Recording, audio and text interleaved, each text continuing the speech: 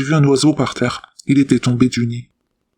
Chaque printemps, je reçois des centaines d'appels de personnes qui ont ramassé un jeune corvidé et pourtant...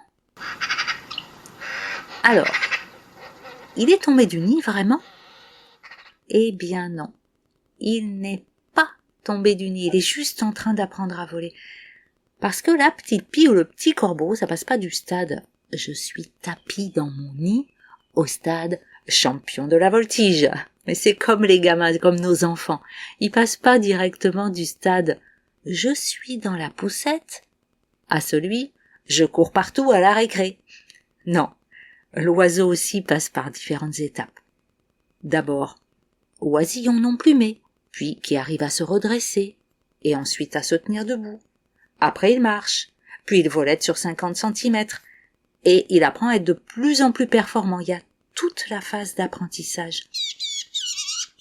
Chez l'humain, ça correspondrait à d'abord à 4 pattes, puis soutenu par les parents, et puis quelques pas, etc., jusqu'au marathon.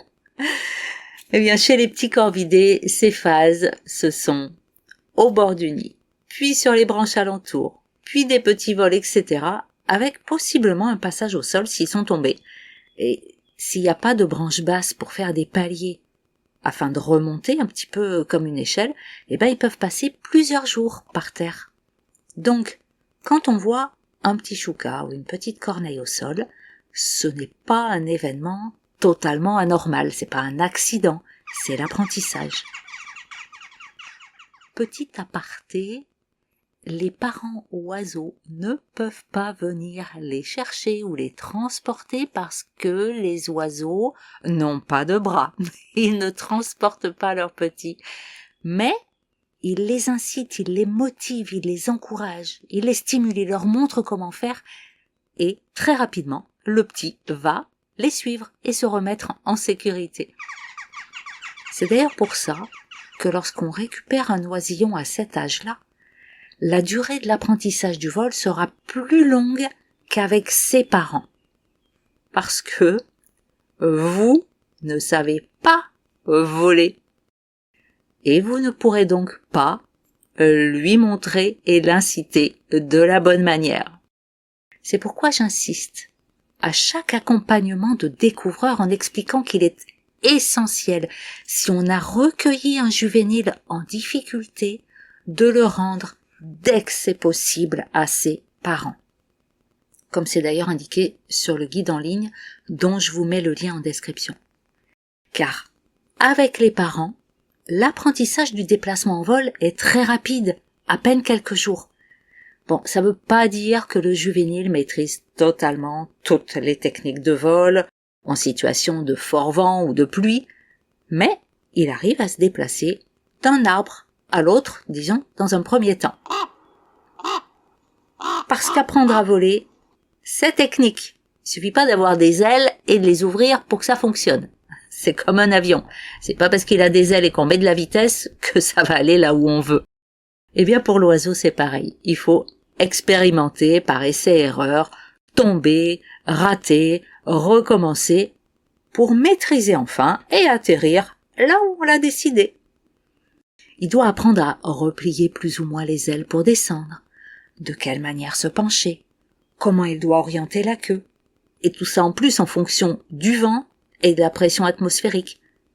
Et pourtant, ils l'apprennent très vite, en quelques jours. Et c'est lors de cette phase-là, pendant ces quelques jours de tâtonnement, qu'on va les trouver au sol. Ils ne sont pas tombés du nid. Par contre, parfois, les personnes qui découvrent l'oiseau me répondent « Non, mais c'est un grand, hein, il est gros, il a toutes ses plumes, il n'arrive pas à s'envoler. » Ben ouais, parce qu'en fait, la croissance de l'oisillon, et notamment du petit corvidé, c'est extrêmement rapide. En quelques semaines, 3 à 5 semaines, il a déjà quasiment la taille de l'adulte. Presque la seule différence, ça sera la longueur de la queue, qui est un petit peu plus réduite. Et pourtant, c'est quand même un oisillon, en tout cas un juvénile, et il va avoir besoin de ses parents pendant plusieurs mois, bien après le stade auquel il apprend à voler. Parce que les parents, ça ne sert pas qu'à apprendre à se déplacer, hein. Ça sert aussi apprendre à choisir la nourriture, aller la chercher, la débusquer, la cacher aux autres. Et puis les parents, ça apprend aussi à avoir la bonne manière d'interagir avec ses congénères. Et aussi quels sont les dangers. Comment identifier les prédateurs. Et parmi les prédateurs, quels sont les rapaces dont on n'a rien à craindre. Bref, tout comme nos enfants, les oisillons de Corvidé, ils ont besoin de leurs parents, bien après le stade auquel ils apprennent à se déplacer. Je suis Véronique Bialoskorski, la capacitaire du Sanctuaire des Corbeaux, et depuis plus de 15 ans, j'accompagne des découvreurs de Corvidé, et j'ai mis en ligne le guide que vous pouvez retrouver grâce au lien que je vous mets en description, et qui permet d'avoir les bons réflexes pour restituer en quelques jours un jeune corvidé à ses parents. À bientôt pour un prochain épisode et pensez à vous abonner.